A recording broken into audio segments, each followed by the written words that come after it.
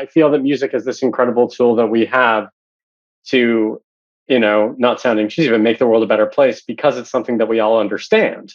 So when we have this, this quote unquote universal language, regardless of what kind of music it is, it's a tool to communicate. It's a tool to bring us together. And music is one of those things that, it's an incredibly unifying force at a time when we need more unifying forces. Hey everybody, welcome to the Why Music Matters podcast. I'm your host, music journalist and musician Jeff Myers. Throughout my life in and around music, I've often asked myself the question, why does music matter? This podcast will attempt to answer that question with the help of musicians, members of the music industry, and music lovers like you. Today on Why Music Matters, I'll be speaking with Shain Shapiro, founder and chairman of the economic consultancy Sound Diplomacy, director of the global nonprofit Center for Music Ecosystems, and author of the forthcoming book, This Must Be the Place, How Music Can Make Your City Better. Shain is a serious music lover who turned his passion for music into pioneering work on how music can radically transform not just the people who live in a city, but that city itself. Over the past decade, Shain has reimagined the way in which all of us should view the convergence of music, culture, and urban policy. He's an expert on music's ability to speak to our better selves and has keen insight to share on how those better selves might build better cities. Thanks for joining us on Why Music Matters.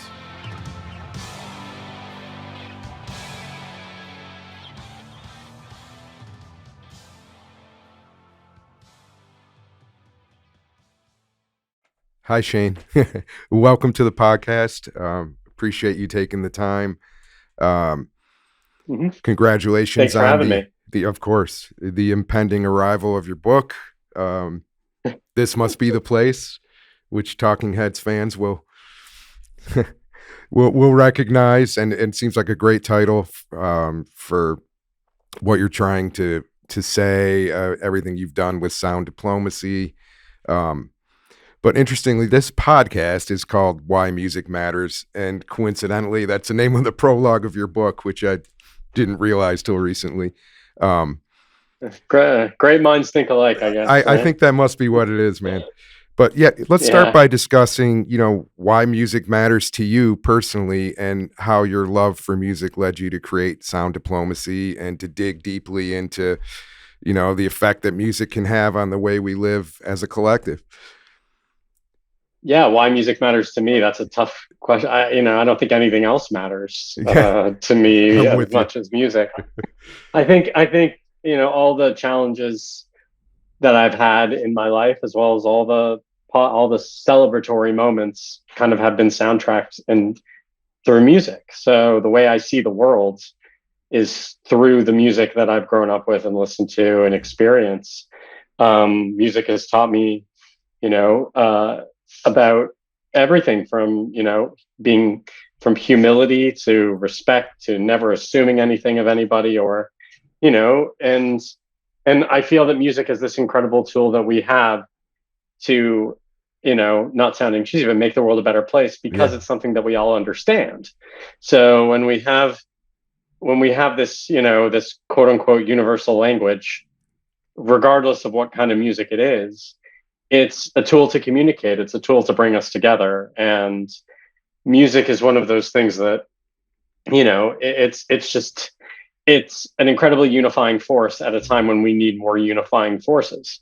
So I see it as as something that's just so much more powerful than we make it. And that in a roundabout way is what led me to doing what I've been doing for the last 10 years. But for me, it's always trying to kind of communicate to people my love of music and then try to get them to love it equally as much. Yeah. And usually I fail, but at least I, convince them that, music is worth paying a little bit more attention to other than just, listening to something through Spotify or Apple Music or going to one particular concert. Right. And spending your year's budget on that one Live Nation concert or whatever.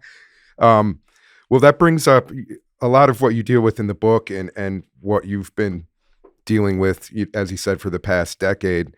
You talk extensively about the idea of using music as an intentional policy tool to improve quality of life in cities and communities. And I'm wondering if you can discuss for us the difference between intentional policy and passive policy. Yeah, well, music is so let's break it down for a second. Yeah. So music is one of these things that is governed by or managed by or influenced from a policy perspective by loads and loads of things that have absolutely nothing to do with music. Right. So, music is one of these things that it's a recipient of other things. So, from everything from environmental health, and noise, that is about environmental health, to housing and where housing goes and how housing is built, to alcohol and liquor licensing. Yeah. None of these things really have anything to do with music. Yet, alcohol and liquor licensing is a regulatory tool to manage loud music. For example, environmental health is the same.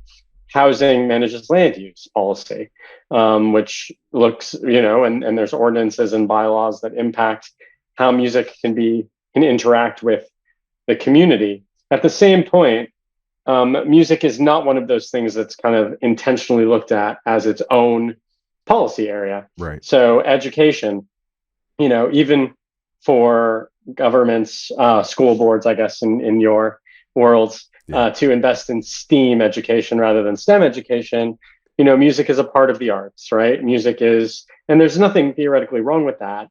But I believe that music has this power that unveils a whole bunch of different ways that we can look at how cities are created and how cities respond to the residents that live in them and the businesses that interact with them.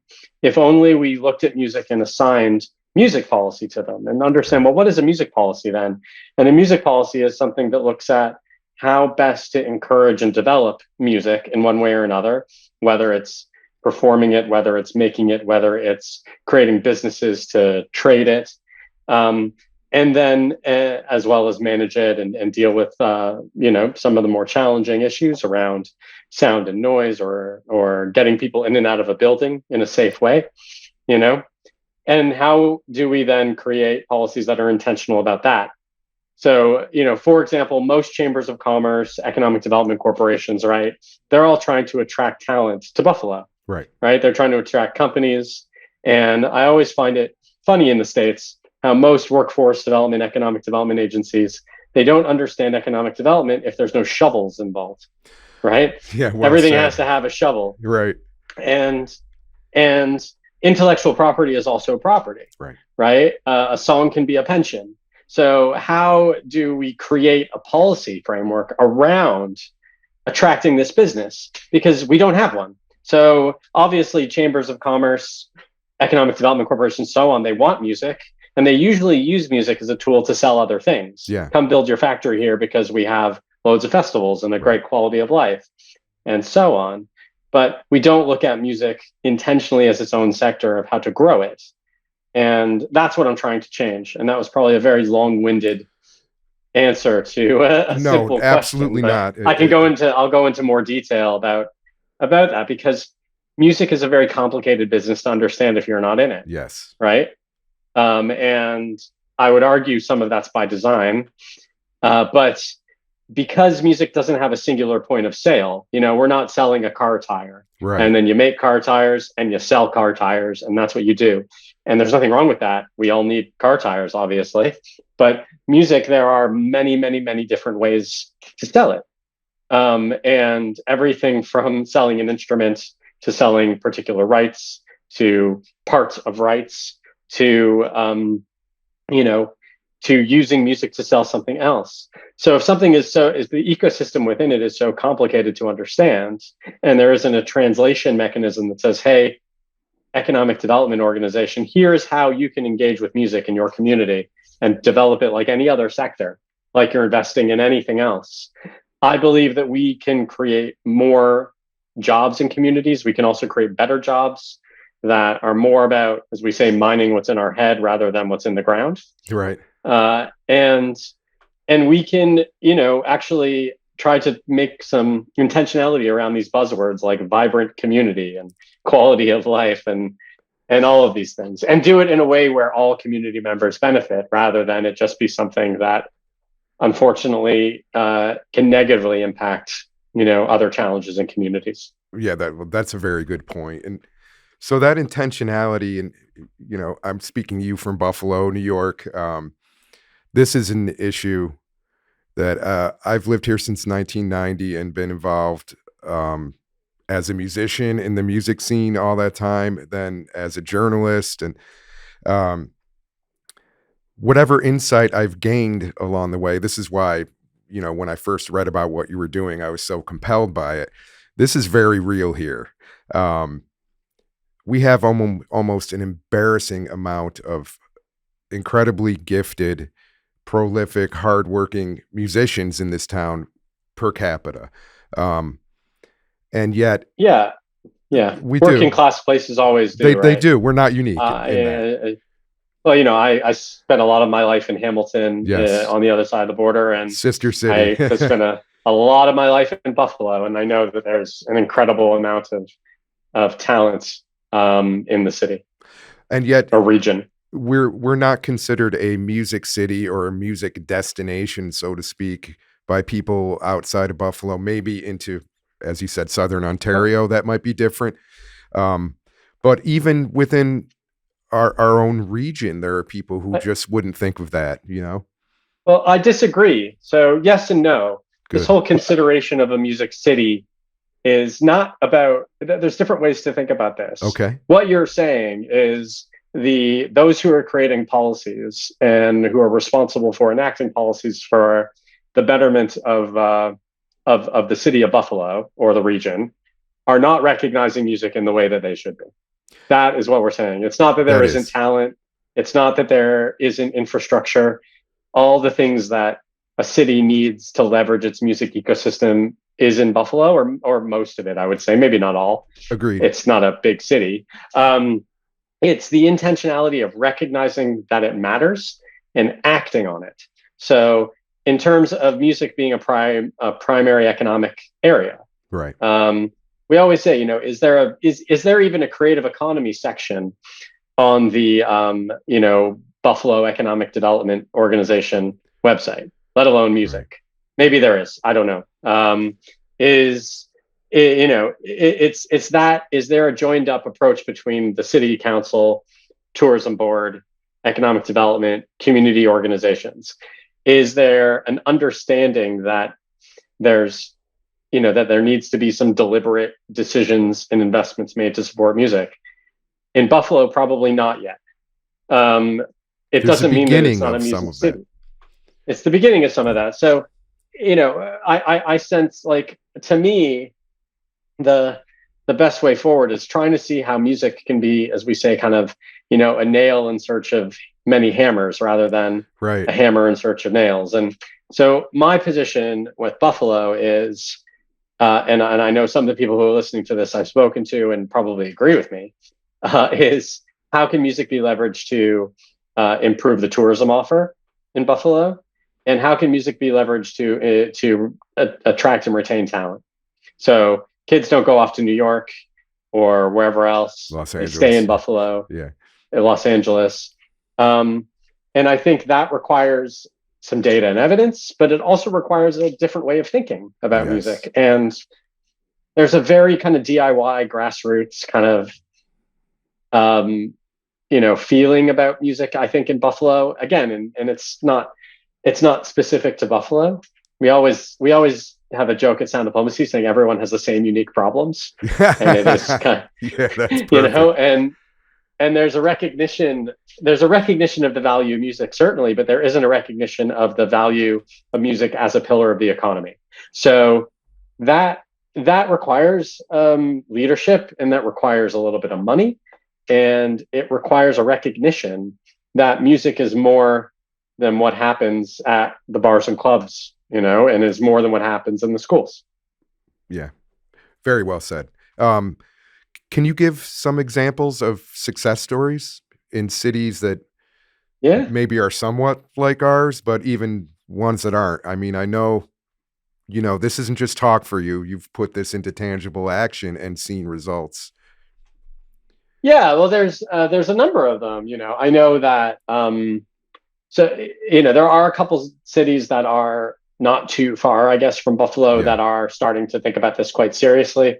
I know Cleveland is undergoing a bit of uh, a process right now to think to dig a little deeper into understanding its problems Yeah. or its challenges. Problems is the wrong word. Hamilton, I think, is a great example. So I'm going to go with Hamilton to Cool. start. So, um, and again, for those who are listening, I went to university in Hamilton, and much of my family's from there. Um, and Hamilton did do a music strategy, so they have a music advisory commission at the city. It's made up of a bunch of different sectors: live music, but also education, Excellent. tourism, chamber of commerce.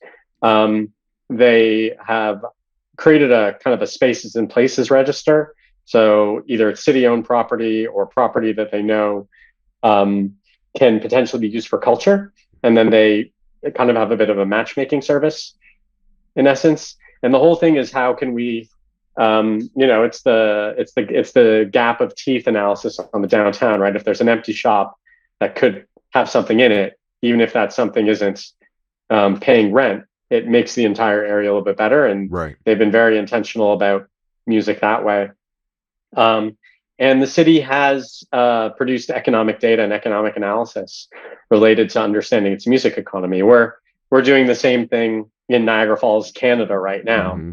which is more a tourism thing because it's Niagara Falls, Right. but it's a similar initiative. One of the best examples that we do talk about a lot is Huntsville, Alabama. So Huntsville is a little different to Buffalo. It's about the same size, maybe a little smaller, but it's a very high tech workforce because NASA's based there. Right. But they commissioned a music strategy in 2018, 2019, which was purely tied to how to attract high tech workers away from Silicon Valley and other parts. And they needed to do it by showing that Huntsville was a cool place to be after 7 p.m. Right. Right. So as part of their capital strategy, which included road refurbishments, a minor league baseball stadium, Amazing. um, an investment in a Mazda Toyota plant, like an incentive plan for that. They commissioned our strategy. And one thing that the strategy identified was there was a need for a mid-sized open air music venue because a lot of people in Huntsville were going to Nashville and Atlanta for gigs, I which see. I'm sure also probably happens in Buffalo. Definitely. They go to Cleveland Rochester, or Toronto, Rochester, Syracuse, Toronto. Yeah. So Saratoga. so long story short, part of the one of the successes that we had as our strategy was we helped initiate an investment in a new amphitheater. It opened last year called the Orion Amphitheater. It was named one of the best new venues in America by Rolling Stone and the Wall Street Journal. Google it. It's independently run. It was designed in a very, very specific way, and it's all about customer experience. But at That's the right. same time, Huntsville has hired a full-time music officer at I think 75 grand a year, which is not a lot of money in a city budget to represent the music economy and represent music stakeholders there. They have a music advisory board as well, like Hamilton. Hamilton has a city employee who does it as well. And a whole bunch of new businesses have relocated to Huntsville. New studios, another new music venue has opened. A luthier expanded his business.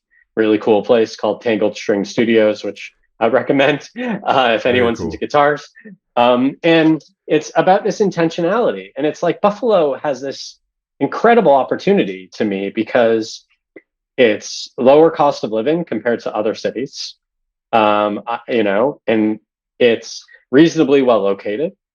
It's got the heritage, it's got the history, Absolutely. and you have spaces and places. And usually the most costly things to provide are time and space.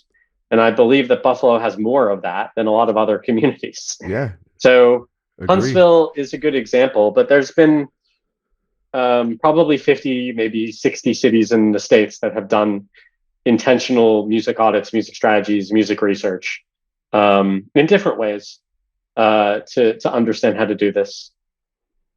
Um, let's talk about fish. I know All you're a right. fan. I'm a huge fan. Um, And I know you've spoken, you wrote about it in the book, I believe. Um, Yeah. Part of what fascinates you about them. In fact, Mike Gordon was just here last week playing a show in town that was wonderful, by the way. But anyway, part of what fascinates you about the band is the sense of location. It feels very Burlington, like Burlington, Vermont.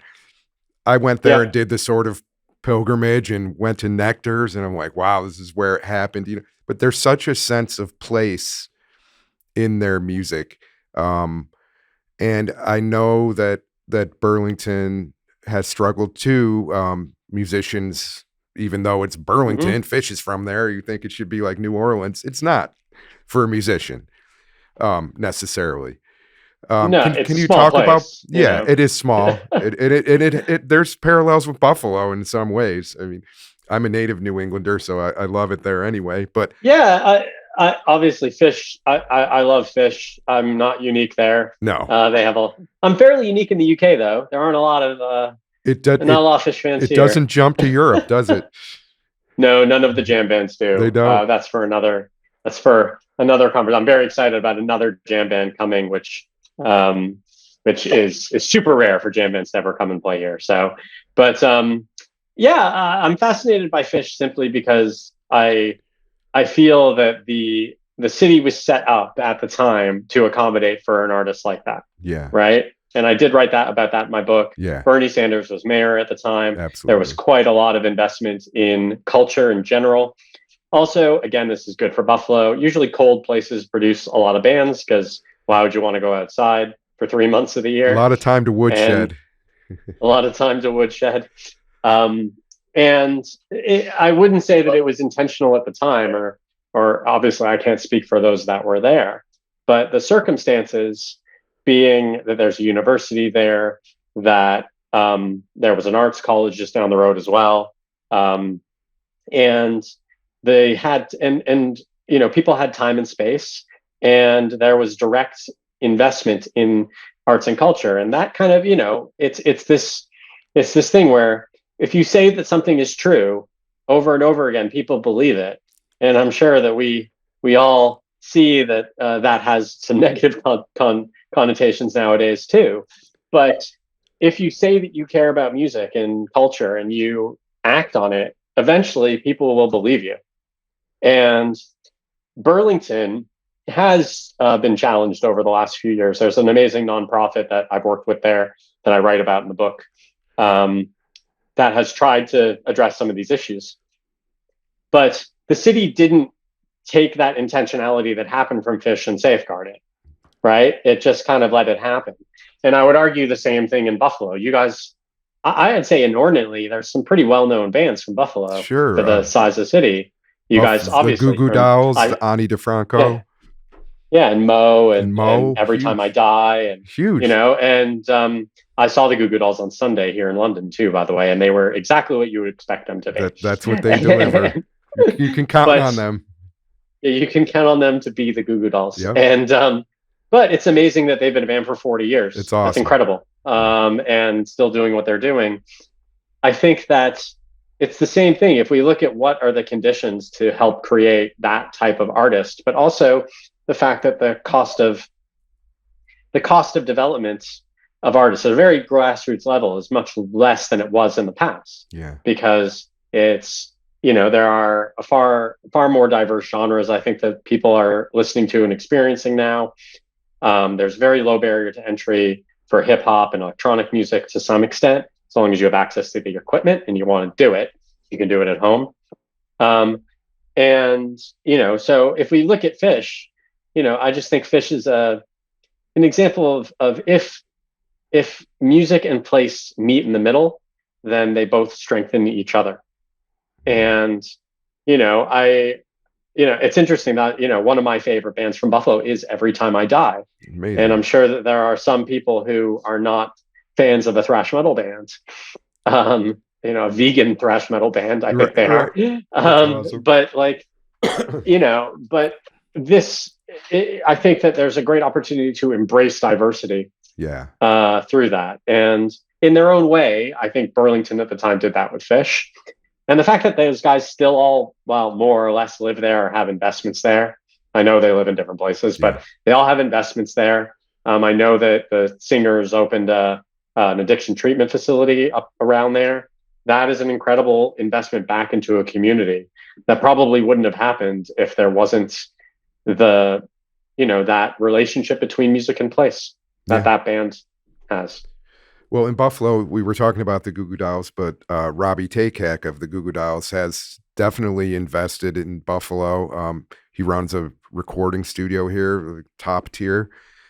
He holds an annual festival and runs a foundation that I've been involved with in various ways. So we do have that too. But you mentioned diversity, and you talk about this a lot in the book. Um, Hmm. Buffalo is not unique in this way either, but you know, racism is something that has to be dealt with here.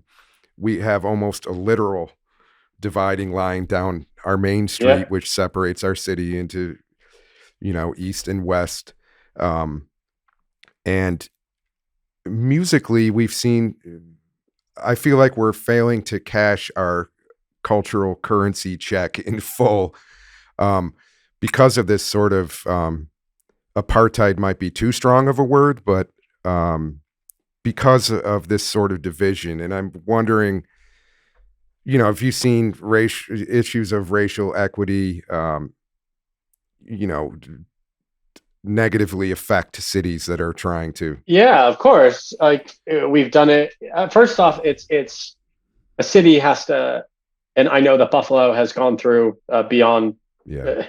uh, unspeakable horror Yes. in the last year. I know that, and I know that Buffalo is highly segregated. I think that the only way that music can be a positive tool is to have an intentional approach to how music Yes. is treated or taken inside the community. So by music, I always say, when I say by music, I mean whatever it is you want it to mean, Yeah. right? Everyone's definition of music is different. But the most important thing about a music policy or music strategy is that it covers all genres and all disciplines. That's right. And when one of the component parts of a strategy is to map what we call the music ecosystem, and that's literally everything. Like you can get pretty nerdy about it, but you can map all venues and recording studios and music teachers and church choirs and all sorts of things. It's so important that that be taken as seriously as any other mapping exercise, like you're mapping electricity cables or you're mapping sewers or whatever, because if that map is unequal, then the findings or the recommendations to be taken from the study will be as well. That's right. And, there's two things. One is I think Buffalo could look to Madison, Wisconsin, as a case study. So Madison, we've worked there. They have the same problems, same unique problems: Yeah. Same unique segregation, police rape, violence, racism, all that. So the city, this had nothing to do with me. The city, through two academics, essentially, they started a music and equity task force, and they essentially commissioned a report into how to address systemic racism in the music economy in Madison. That since led to a whole bunch of things, including us being hired to produce economic data. But they created a pressure group called Greater Madison Music City. One of the city's planners was assigned to music for, I think, 25% of her job. Still something. And economic data was, we put together some economic data, which essentially showed what you expect, is that white musicians made twice as much as black or brown musicians. So the city has actually done stuff with it. They are really, really trying in terms of creating community space in areas of need, and actually working with, not for, but with those communities to address the problems. I'm not saying that everything is perfect or they fixed everything, but there is more of an intentional approach. And it came with recognizing that there's a problem. Step And one, that right? step one, and not being upset about it or thinking that, it's anyone's fault personally. People tend to get really upset when you tell them that they're wrong, or they're and taking a pragmatic approach that is equitable by design, and that's hard. It takes time and costs money. And so music can be a tool, I feel, to address Buffalo's, deeply segregated issues, but it's not going to solve everything. Right. But it has to be done with an intentional approach from the beginning. And it has to be led by, admittedly, people that don't look like you and me. Right. And with the recognition that some of the recommendations are going to be, are going to be tough to swallow. Yeah. Yeah. You have to take the tough medicine to begin this. Well, Shain, um, last question, I think, for now is, let's say we use Buffalo as an example again, but for a devout music lover, a patron of the arts, a patron of live music, um, what could they do to try to help us in this process toward intentionality? There's a but. Well, one is obviously vote. Yeah, We always say it's it's always really number one. important. Yeah, Vote for someone who cares about music right. and culture, and demonstrates that they care about music and culture. Uh, Even better, run for elected office if you care enough yourself. But I think there are a few things. You know, it just it's important to treat music with the respect that you would treat anything else. Yeah, So pay for it. Simple. If if even if you're going to a free concert, if you like the artist, buy some merch. yeah, If you don't, at least leave them a tip. yeah, Um, you know, be engaged in your community and call for change. If there's enough interest, and the heads of your tourism board, your city council and mayor's office, the Economic Development Corporation for Buffalo Niagara or Tonawanda or whatever it is, um, you know, are being told that music matters, yeah. then eventually they'll listen. These kinds of things, what you're doing, Jeff, is hugely important. We always joke, but um, one of the most powerful economies that we have is the shaming economy. Right? It's a joke, but it is. Eventually people do come around, but doing it in a way that isn't accusatory. It's Right. like no one's at fault here. No, We that'd be are counterproductive. Yeah. we're all trying our best, and there's finite resources to go around. I know that, but the amount of money that is required to invest in music in a community versus the amount of return on investment that it could bring is, vastly defends and makes that investment worth it. The music economy grew by 9% last year, right? The music industry. Out What of other COVID, industries? I mean, What other industries in the last few years have grown that much, other than like PPE and right. and um, maybe oil and gas? Yeah. But this is a growing industry. It's also an industry that is accessible to anybody, Hmm. literally accessible to anybody. And also it has incredibly powerful health and well-being, um, tools in it. Yes. You don't need to pursue music professionally to appreciate it, as we all know. And it's just one of those things that if we take it seriously, then it can bring such incredible return back to our communities. And I feel that Buffalo is a missed opportunity. That's how I see it. As someone who has spent a lot of time in the city, I have friends still in Buffalo. As I'm sure you know, I really do. There aren't that many places that I have a personal relationship with Right. growing up. I'm just like, well, what the hell? Like, this is such an incredible opportunity for this city to, to shed some of the to me, unfair negative connotations that you have. Yeah. This is an incredible city. You've got incredible architecture. You've got great food. You have terrible weather.